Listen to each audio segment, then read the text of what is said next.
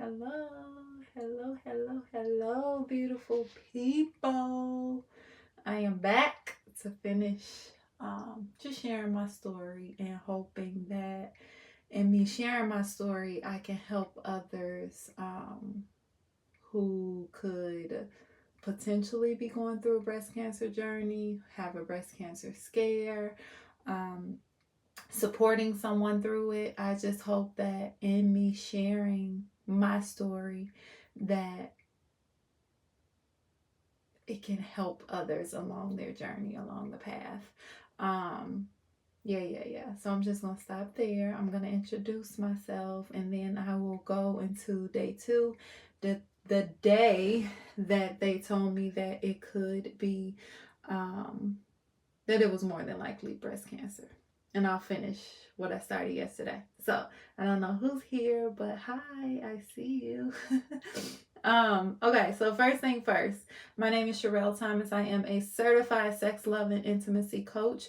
Powerful, success driven individuals and couples hire me to help them achieve a more fulfilling and satisfying love life. And I teach them how to do this by helping them build a deeper connection with their partner, as well as by teaching them mind blowing sexual techniques that will leave both them and their partner satisfied yet yearning for more.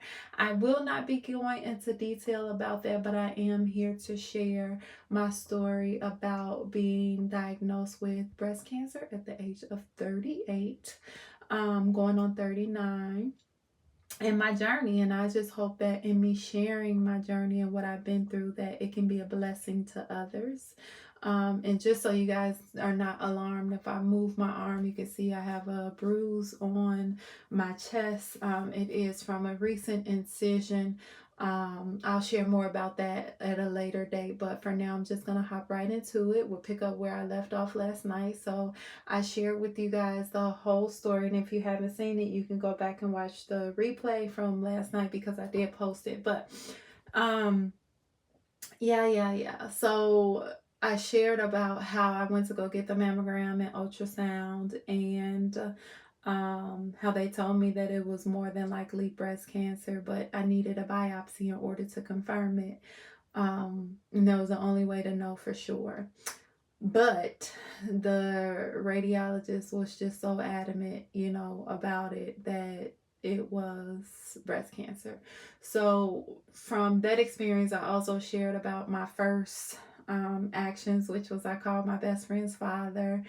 He didn't answer, but I ended up calling my grandmother and I talked to my mom, yada, yada, yada. So fast forward from then, I shared with my mom. My mom asked me because I was crying so hard, and I just shared with her, like, there's no reason why I should be doing this alone, and I got so many family members nearby that I do so much for. There's no reason why I should be going through that on my own. So anyway, she said to me then, like, what is it that you need? Like, what do you need today? What do you need now? And I said, I need for you to come out here so that I could share with the kids. And she was like, well, do you want to wait and share with them once you find out exactly what it is? And I said, no. And the reason why is because I'm very transparent with my kids, and I knew I was a mess. So even if I went home, they were going to see that I was worried, that I was afraid, that I was crying, that my energy was off, that I wasn't myself. And I didn't want to leave them hanging high and dry or leave them trying to figure things out on their own. So I wanted to share with them what it was that I was going through. So my mom ended up coming. And my mom is very energetic, happy go lucky, positive, very funny. So I knew that I wanted that kind of energy there. Whew. And just reflecting back to that day, like, I remember, I don't know where I went as soon as I left the doctor's office, but it took my mom about an hour and a half to get to me. And I remember I had a meeting with an attorney because I was, going through some other stuff. So I had that meeting. I was sitting in the car. I remember I was crying, on the phone with him. so on and so forth. And then I parked by a beach by my house, which is about 2 minutes away from my house. And then my mom ended up coming. We went home, and as soon as I went in, the kids could see that something was wrong. So I just remember sitting at our countertop. I called the kids in.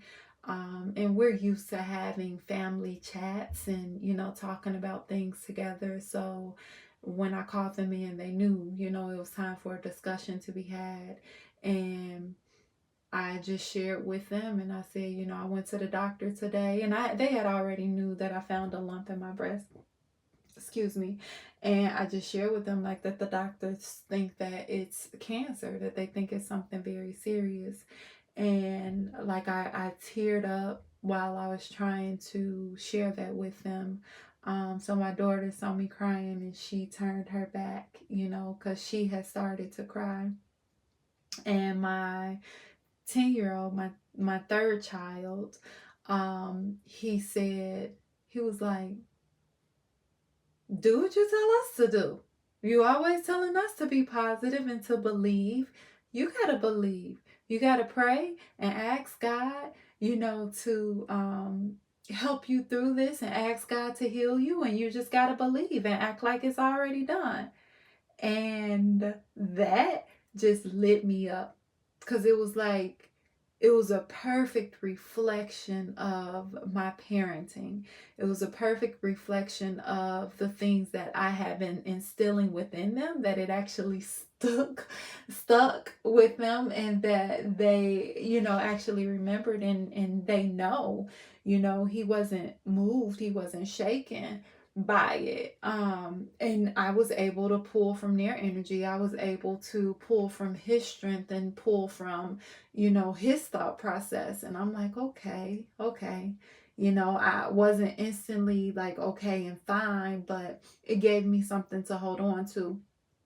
And after he started doing it, he was like, remember what you told me when I had COVID, and he was like, you just got to see yourself as being whole and see yourself as being healthy, and just trust and know like that God is going to take care of you. And it was just like, I just had the biggest smile. And from him sharing that, then the other kids started chiming in like, yeah, like, we just got to be strong. We got to have faith. We got to, pray to God. We got to stick together and this and that.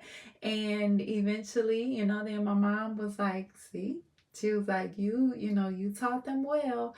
And we all hugged, we prayed together. We called my grandmother, who is a pastor. She prayed with us over the phone. And then afterwards, I had to get ready because I had a workshop that I was not going to cancel. So, I got off the phone with them, with my grandmother and my mom. Come in. What was that? What? I'm getting ready for bed. Okay, go ahead. You think Is the food put away, the kitchen clean? Mm-hmm. All right, great. Just making waffles and that's it. Do you think you'd be done by the time? Yes. Brush your teeth, put on pajamas. I'll call you as soon as I'm done. Okay. All right, excuse me. So, yeah, that was that. And being able to tap into their energy and pull from their energy, that positioned me to kind of get through my workshop. Another thing, I called one of my really good friends from high school. She came over immediately. And then I also called my best friend, and I told her, like, I need y'all, like, like, this is hard, this is tough, I don't know what to do. So she came over immediately too. Immediately I lived an hour away, like an hour and 15 minutes away from both of them. So that's how long it took them to get to me. But they came, I got dressed. I remember putting on the red dress because I wanted to pull from that energy just so I can make it through my workshop. I wasn't trying to change the circumstances or change the conditions, but I knew I wanted to show up for my clients. I'm like, they're looking forward to this evening. Yes, I know I won't be able to deliver the way that I normally do, but I can give them something, and I did. I shared with them that I just received some life-changing news, and I didn't want to cancel on them. I didn't want to leave them high and dry, so I'm here. I shared with them I got my best friends here with me for support, and we're gonna get through this. But I can honestly say that was one of the worst workshops that I've ever had, even from the very beginning. Like, that was the worst one, because it was like I would be teaching the content and my mind will go back to that room when I was on that table and her telling me, like, this is potentially breast cancer. So it's like I'm trying to talk about gripping and I'm thinking about, like, breast cancer. I'm being there in that room. So anyway, luckily I only had to teach for an hour, and I told them, I was like, look, my energy is not there. I know I won't be able to deliver the way that I normally do. So just be patient with me, and I will reschedule for a second workshop, like a part 2 or whatever. And everybody, for the most part, except one person, everybody was understanding, everybody was compassionate, everybody was, supportive, like, through it all. Sending me good vibes, good positive energy, praying for me, so on and so forth. But my saving grace for that workshop, which made it, not as bad as like a horrible workshop, was I had 3 guest speakers coming on, and they came on to answer questions. So my clients were able to, get something from it, although I felt like I did not deliver at all. So anyway, I ended up rescheduling the part 2 for the following week, if I'm not mistaken. But I remember afterwards, it was hard for me to sleep, of course.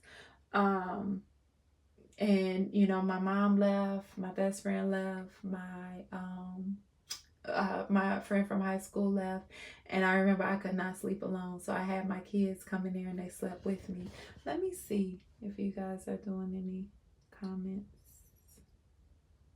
I don't see anything. I see you guys on, but no comments. So anyway, like, from that point forward, I had my kids come into the room with me. Oh no. I don't know where it stopped at, but I'm just gonna leave it here. This is my day 2. But yes, I had my kids come into the room and they slept with me for the next couple of days, just so that I could try to get some kind of sleep. But the biggest thing that I wanted to mention here to anybody who's going through this journey, who's been through it, like, support is very, very, very important.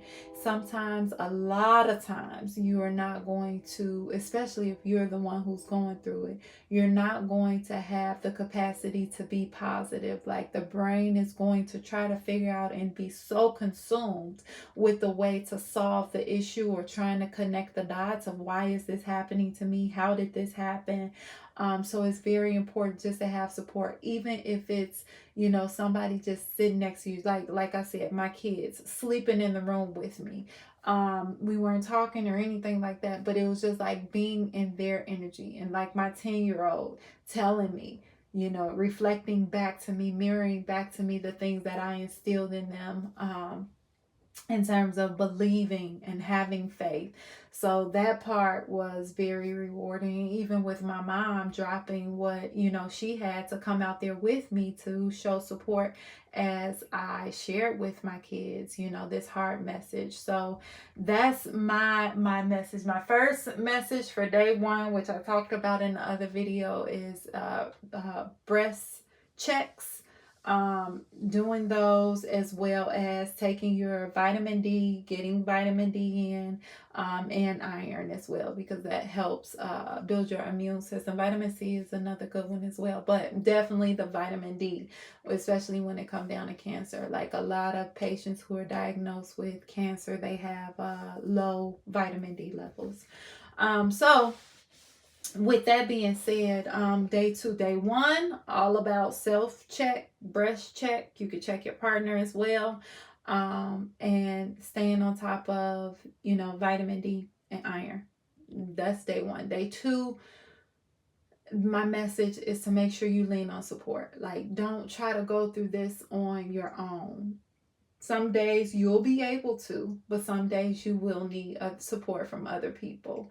And especially if you have kids, like train them up in the way that they should go so they will not depart from it, and they can help give you what it is that you need, in your worst time. So be proactive, give the kids the wisdom, knowledge, understanding that they need in order to be able to reflect that back to you, and just be, grow up to be amazing people.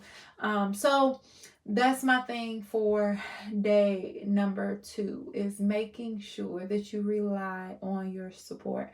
I will be back tomorrow. I don't see any questions or anything that came back through the chart, but again, I'm committed to sharing my story. If I can help just one person by sharing my story, like, that's what I am here to do. And I will be back, and eventually I'll catch y'all up to speed on what this is in my chest, and the process that I'm currently going through. And just keep in mind, I'm trying to cram how many months it's been. I was